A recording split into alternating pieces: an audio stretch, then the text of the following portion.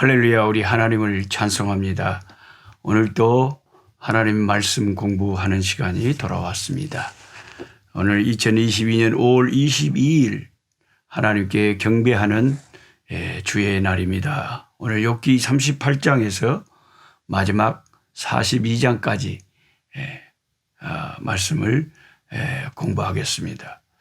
저는 어제 토요일 저녁부터 토요일 주일 이번 주말에 마산 성산교회 전 마산 성시화 운동 회장님이셨던 오성균 목사님 섬기시는 교회에 와서 하나님 말씀으로 함께 나누고 있습니다. 우리 오성균 목사님은 저하고 신대원 동기신데 항상 기도와 말씀과 전도와 하나님 앞에 항상 그런 견실한 신앙을 가지신 게 언행이 일치되시는 아주 신실하고 경건하신 하나님의 귀한 종이십니다. 오늘 이 욥기의 이제 마지막 파트를 우리가 쭉 여러분이 38장부터 마지막 장까지 읽으셔야 되는데 38장에 드디어 하나님이 등장하십니다. 이게 연극으로 말하자면 무대 위에 욥과 세 친구가 등장해서 계속 하나님이 앞에서 왜 욥이 이렇게 처참한 고난을 당하는지에 대한 각자의 이야기들을 계속 돌아가면서 합니다. 근데 하늘에서 하나님이 가만히 그 욥과 그 친구들이 하는 이야기를 들어보니까 하나님도 되게 답답하셨던가 봐요. 그래서 하나님도 이제 무대에 나타났습니다. 나도 한마디 해보자. 그러니까 하나님이 말씀하시는 게 진짜죠. 왜냐하면 하나님이 우리를 지으시고 또 하나님이 우리의 인간의 생사화복도 다 주장하시기 때문에 하나님이 무슨 생각을 가지시고 어떤 의미로 우리에게 욥에게 그런 고난을 주셨는지는 하나님이 다 아시는 거죠. 그래서 우리는 하나님의 목소리에 귀를 기울여 봐야 됩니다. 자, 과연 하나님은 나타나셔서 욥의 고난에 대해서 뭐라고 말씀하실까요? 하나님은 왜 아무 이유도 없이 하나님이 자기 백성을 이렇게 고통으로 몰아붙이는지 도저히 이해할 수가 없었습니다. 그래서 하나님께서 좀 나타나셔서 속 시원하게 네가 생각하지는 못하지만 내가 이런 것 때문에 그랬어 라고 말씀해 주시기를 정말 욥은 진정으로 원했습니다. 드디어 욥기 38장에 하나님이 등장하십니다. 그런데 하나님의 등장이 심상치 않은 게 그냥 하나님이 나타나셔도 인간은 벌벌 떱니다. 우리가 귀신이 나타나도 사람이 긴장이 되잖아요. 그러면 하나님께서 나타나시면 요한계시록 1장에 보면 그 반모섬에서 사도 요한이 주의 날 나타나시는 예수님을 그가 보았을 때 내가 죽은 자 같이 기절할 수밖에 없는 상황이 됐다 그러잖아요. 그러니까 우리 피조물인 인간이 창조주 하나님이 직접 인간에게 나타나 버린다면 우리 인간은 거의 기절할 수밖에 없고 벌벌벌벌 사시나무 떨듯이 떨 수밖에 없겠죠. 그런데 그냥 나타나셔도 그렇게 인간은 하나님 앞에 서기가 힘든데 폭풍우를 대동하고 나타나 버리시면 얼마나 더 무섭겠습니까? 욥이. 그거 더 무섭겠죠. 폭풍우 가운데 하나님이 나타나신 이유는 뭐냐면 욥이 그 하나님 앞에서 내뱉었던 그 말 중에 어떤 말들이 하나님의 귀에 거슬렸고 하나님이 정말 분노하셨기 때문에 욥에게 큰 인간이 느낄 수 있는 그 위험을 느끼게 하시려고 폭풍우를 대동하고 나타나신 것입니다. 그러면서 대뜸 하나님은 욥에게 나타나셔서 욥이 지금 하나님이 뭐 때문에 나한테 이렇게 고난을 주나 하고 그거 대답해 주실 줄 알고 딱 하나님의 말씀을 듣고 있는데 하나님이 제일 먼저 욥에게 하는 말이 무식한 말로 생각을 어둡게 하는 자가 누구냐 하고 꾸짖는 것부터 하나님 시작을 합니다. 하나님이 고통당하는 욥한테 나타나가지고 뭐 때문에 그렇게 고통을 당한다는 말씀을 안 해주시고 욥을 냅다 꾸짖으시는데 무식한 소리를 짓거려가지고 진리 이치를 어지럽게 하는 자가 누구냐? 욥 니다 이거예요. 예. 보통의 우리 욥기를 읽는 우리 성도들은 하나님이 이렇게 욥을 분노하시고 책망하셨다는 것은 잘 모르고 그냥 욥기 1장 1절을 말씀만 맨날 욥을 생각하면 기억을 하는 거예요. 그래서 우스 땅에 욥이라 불리는 사람이 있었는데 그 사람은 온전하고 정직하여 하나님을 경외하며 악에서 떠난 자더라. 그 말씀만 머리에 딱 박혀 있는 거예요. 그러니까 하나님이 이렇게 욥에게 책망을 하시면서 폭풍을 대동하시고 그냥 밀어붙이시는 하나님의 분노하시는 이런 장면은 잘 모르시는 거예요. 그래서 욥기를 잘 이해를 못하는 거죠. 사실 여러분 욥기 1장 1절의 말씀은 하나님이 한 수 접어주시고 은혜롭게 하시는 말씀으로 여러분이 깨달으셔야 돼요. 욥이 진짜로 절대적으로 의롭고 온전하고 정직하고 악에서 떠나고 그래서 절대적인 의인이다. 그런 뜻은 아니죠. 하나님이 인간 세상을 굽어 보실 때 그래도 그 중에서도 죄 많은 인간 중에서도 우리 욥이 상대적으로 다른 사람들보다 그래도 더 신실하게 하나님 잘 섬긴다. 그렇게 하나님이 생각을 하시는 하나님이 은혜의 눈으로 욥을 바라보시는 말씀이지 욥 자체가 절대적으로 완전하다. 그런 뜻하고는 전혀 그런 뜻이 아니죠. 욥이 친구들하고 자꾸 공격을 받으면서 이야기하고 자기가 너무 억울해서 이야기를 하는 중에 하나님의 심기를 건드린 말을 많이 했습니다. 이게 결정적인 것이 욥기 10장에서 많이 말을 했죠. 욥기 10장 3절에서 그는 하나님이 악인의 꾀에 빛을 비추시기를 선히 여긴다라는 아주 묘상한 말을 합니다. 하나님이 쉽게 말하면 마귀의 생각에 박수를 친다고 말이죠. 마귀의 생각을 지지하고 마귀의 생각을 선하게 생각하고 마귀의 생각에 하나님이 쉽게 말하면 놀아나신다. 그런 말을 하는 거예요. 악인의 꾀에 빛을 비추시기를 선히 여긴다는 말이 결국 그 말이에요. 이 말을 하나님이 들으실 때 우리가 하는 말은 다 하나님의 귀에 들리잖아요. 하나님이 들으실 때 얼마나 기가 막히셨겠어요. 하나님이 아무 생각이 없어서 지금 사탄하고 욥을 두고 지금 이런 내기를 하는 게 아니잖아요. 하나님이 무슨 욥의 고통을 즐기시려고 그렇게 하시는 게 아니잖아요. 욥을 잘못 풀이하는 아주 이상한 사람들은요. 하나님이 이상한 하나님이라고 막 하나님을 막 비난합니다. 특히 하나님이 돼가지고 그렇게 인간 하나를 욥을 그렇게 괴롭히면서 하나님이 자기가 옳은 것을 마귀한테 증명하려고 하느냐. 하나님 왜 그렇게 인간의 고통을 이용해 가면서까지 그렇게 그러시냐. 하나님 잘못됐다. 이런 하나님을 우리가 잘 모르면서 그 욥처럼 엉뚱한 생각을 하고 엉뚱한 말을 할 수가 있어요. 그래서 여러분 성경을 읽으면서 참 조심해야 되는 게 성경을 읽는다고 중요한 것이 아니라 성경 해석을 바로 해야 되는 거죠. 신학이 보수적이고 신학이 건전하고 신학이 바른 신학, 개혁주의적인 신학을 가져서 성경을 바로 해석을 할 수 있어야지 성경을 많이 알기는 아는데 욥기를 많이 읽어가지고 하나님은 이상한 분이다. 이런 식으로 말을 딱 결론을 내버리면 큰일 나는 거죠. 큰일 나는 거죠. 예. 여러분 마귀만 깨가 있고 마귀만 생각이 있습니까? 하나님은 깨도 없고 하나님은 생각도 없으시대요?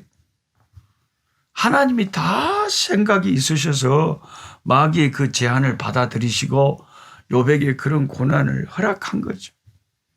사실 욥의 고난을 허락할 때는 하나님의 깊은 마음속에서는 어쩌면 이 세상에 아들을 보내셔서 고난받게 하실 저와 여러분의 구원을 위해서 아들이 치러야 될 십자가의 그 고난을, 욥의 고난을 통해서 하나님은 미리 예고하셨는지도 모르죠.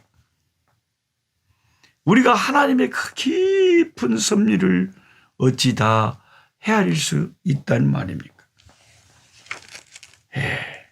하나님은 다 깊은 생각을 가지셔서 욥이 사탄에게 그런 시험을 당하도록 허락을 하셨다고 우리는 믿어야 되는 것입니다.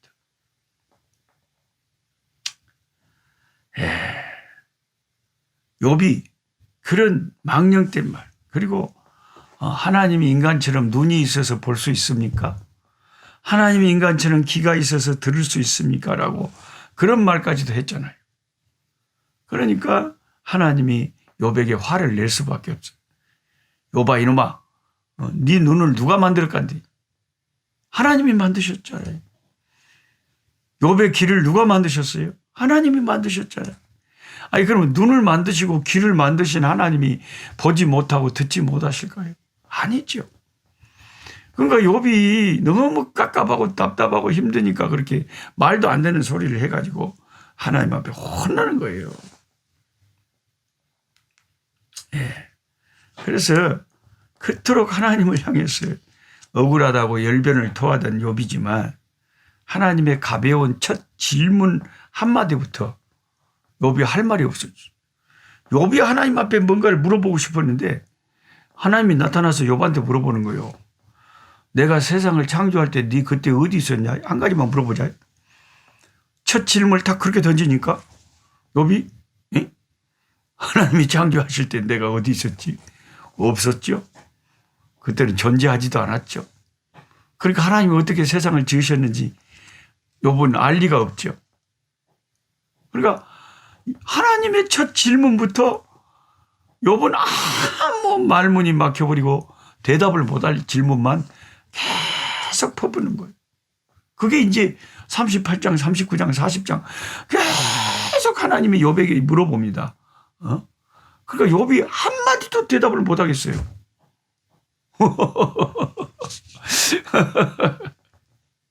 하나님의 질문을 계속 들으면서 욥은 기가 막히고 코가 막히고 자기도 모르게 무릎이 꿇어지고 자기도 모르게 고개가 숙여지고 하나님 제가 잘못했어요. 제가 잘못했어요. 하나님이 물어보는 거 하나도 대답 못하겠어요. 그런데 내가 뭘 안다고 하나님 앞에서 무슨 소리를 시부렁거리는지 참 어리석은 내 죄를 용서해 주시라고 자기 손으로 자기 입을 가리면서 그렇게 하나님 앞에 회개하는 것이 이제 오늘 본문의 욥기의 마지막 부분이죠. 제 그 KPM 선교 본부가 있는 대전 그 한남대학교 뒤편에는요, 제가 본부로 걸어가면서 보니까 한남대학교 무슨 관이 있고 아파트가 그 직원 아파트가 조그맣게 있는데요. 그 아파트 관 이름이 영어로 SIBLEY 시블리라고 돼서 시블리. 그래서 욥이 뭘 그렇게 시부려서 하는지 욥이 한 그 시부린 말들은 다 하나님이 볼 때는 쓸데없는 말들이 많았다. 잘못된 말들이 많았다는 거죠. 그래서 하나님이 욥에게 질문을 하시는 그 질문에 수많은 질문들이 이제 여러분이 읽으시는 38장, 39장, 40장 쫙 나와 있는 거예요. 하나님의 질문 중에 제가 말씀 부흥회 때도 참 설교하기 좋아하는, 이번에 마산 성산교에서도 이 말씀으로 설교를 하지만은 38장 26절에 이런 말씀이 있어요. 누가 사람 없는 땅에 사람 살지 않은 광야에 비를 내리고 황무하고 황폐한 토지를 흡족하게 하여 연한 풀이 돋아나게 하느냐. 이 질문을 욥에게 합니다. 여러분, 사람도 안 사는데 사람이 전혀 살지 않는 들짐승이나 몇 마리 왔다 갔다 하는 그런 그 들풀이나 나 있는 그런 그 광야에 황량한 황무지에 거기 비는 왜 내린대요? 응? 그리고 그 비는 누가 내리게 한대요? 하나님이 욥에게 그걸 물어보는 거예요. 사람 살지 않는 땅에, 사람 살지 않는 광야에 누가 비를 내리게 하느냐? 욥이 속으로 하나님이시잖아요. 그 말을 하고 싶겠죠. 결국 하나님이 하고 싶은 말은 뭔 말이에요? 그래? 알기는 잘하네. 내가 사람 없는 광야에 비를 내린다고 네가 그렇게 믿냐? 그러면 아니 사람 살지 않는 곳에 비를 내려갖고 거기 있는 풀들도 살아나도록 해주고 들짐승도 키우는데 하물며 욥, 내가 그렇게 아끼고 사랑하는 너 욥, 네 인생을 하나님이 왜 돌보지 않는다고 생각하지? 사람 없는 광야에도 비를 내리시는 하나님이 왜 네 인생이 막막하고 기근이 있고 힘들 때 왜 너에게 은혜의 단비를 내린다고, 내가 너를 네 인생을 돌봐준다고 왜 그 믿음을 순간적으로 놓쳐버린 거냐 이 바보야. 그런 말이 그 질문 속에 들어있는 거예요. 이해가 되시죠? 하나님이 욥에게 하고 싶은 말이 그 질문 속에 다 들어있는 거예요. 그리고 38장 마지막 절 41절에 까마귀 새끼 이야기하잖아요. 까마귀 새끼가 하나님을 향하여 부르짖으며 먹을 것이 없어 허우적거릴 때 그 먹이를 마련하는 자가 누구예요? 여러분, 이 짐승들의 세계도 참 놀라운 것이 많잖아요. 무슨 물고기가 한국에 무슨 산속의 물고기가 뭐 연어가 바닷가로 뭐 태평양으로 나갔다가 그리고 다시 돌아온다. 그 사람들이 내비게이션이 있겠어요? 바다에 무슨 안내판이 있겠어요? 근데 어떻게 뭐 냄새를 맡고 찾아올까요? 아니 물결이 계속 치는데 무슨 물속에 냄새가 남아있겠어요? 여러분 하면 대답을 할 수 있겠습니까? 대답 못하죠. 어떻게 다시 그 산으로 태평양까지 나갔던 연어가 돌아오는지 아무도 설명 못하죠. 제가 어렸을 때 시골에 벌교에 전남 보성 벌교 해정 상구 목골부라고 우리 동네에 있을 때에 우리 시골 그 집에 처막 끝에 제비가 살았어요. 그 제비가 집을 짓고 다 사는데 정말 여러분 그거 아세요? 제비는요, 사람이 안 사는 빈 집에는 절대 둥지를 치지 않습니다. 정말이에요, 여러분. 아유, 목사님 참말입니까? 참말이단께요. 왜 그런답니까? 여러분 대답할 수 있어요? 왜 제비는 사람 안 사는 데는 둥지를 안 친대요? 꼭 사람이 사는 데만 제비는 둥지를 쳐요. 네. 그게 신기하잖아요. 그 사람들이 사는 그곳에만 꼭 둥지를 쳐요. 그 이유를 여러분이 꼭 아셔야 돼요. 그 이유가 뭔지 아세요? 사람이 안 사는 곳에 딱 둥지를 쳐서 새끼를 낳고 키우잖아요. 새끼는 날지 못하기 때문에 새끼는 막 찍찍찍찍찍 소리를 내잖아요. 그러면 쥐나 고양이나 이 뱀이요, 구렁이가요, 사람 안 사는 곳에 이게 살다가 지가요 담을 타고 툭 가가지고요 그 새끼를 공격할 수도 있고요. 구렁이가 어머 징그런 뱀이 싹 가가지고요 그 새끼를 다 잡아먹어버리면 누가 책임질 거예요? 누가 책임질 거예요? 예. 그런데 사람이 사는 집은요, 구렁이가, 쥐새끼가, 고양이가 그 잘 못 잡아먹죠. 사람이 그런 것들을 싫어하니까요. 그리고 새끼가 그냥 한 6마리가 그냥 좁은 그 둥지에서 혹시 막 그냥 먹이 달라고 막 하고 입을 벌리고 난리를 치다가 밑으로 떨어질 수도 있잖아요. 그래서 사람이 살면 아이고 제비 새끼 떨어졌네 하고 다시 제비 둥지에 넣어줄 수도 있지만 사람이 안 살아봐요. 날고양이가 와서 다 이 새끼 다 잡아 죽여버리지. 그러니까 너무 신비한 것이 자연의 세계에는 많은 거예요. 하나님이라고 하는 정답 외에는 설명할 수 없는 그런 일이 얼마나 많은지 몰라요. 누가 그 작은 0.6g밖에 안 된다는 그런 작은 제비에게 그런 지혜를 줬겠어요. 예? 제비가 둥지 만들어 놓은 그 아파트 지어 놓은 거 봐보세요. 손도 없어요, 제비는. 근데 부리로 다 논에 가서 그 진흙하고, 지푸라기 이런 거 다 입으로 물어다가 하나하나 아파트를 지어 가지고 다 자기 새끼들 알 낳고 새끼들 키우고 그거 보세요. 그리고 이제 추위가 닥쳐오면 8월 말쯤에는 샥 날아가 가지고 남쪽으로 제주도로 날아갔다가 제주도에서 다 모여가지고 쫙 저 밑에 바다로 가는데 인도네시아, 필리핀, 저 호주까지 막 날아가요. 그 머나먼 길을 어떻게 날아가? 그래갖고 다음 해 봄이 되면 어떻게 또 내비게이션도 없는데 어떻게 그렇게 멀리 날아서 또 우리 집 처마 끝까지 또 온다. 작년에 왔던 제비가 또 온다. 그런 그 기적 같은 여러분 자연의 위치를 보면 창조주 하나님을 안 믿는 것이 참 간도 큰 거예요. 간도 큰 거예요. 하나님은 살아계시고 창조주의 역사는 놀라운 것입니다. 그래서 욥이 하나님의 그런 그 놀라운 질문들 앞에 무릎을 꿇고 결국 항복하고 하나님 앞에 회개할 때 하나님이 그래 욥의 그 회개를 받아들이시고 친구들 다 용서하시고 욥을 건강을 회복시켜 주시고 욥에게 다시 아름다운 새 딸들도 주시고 자식들도 주시고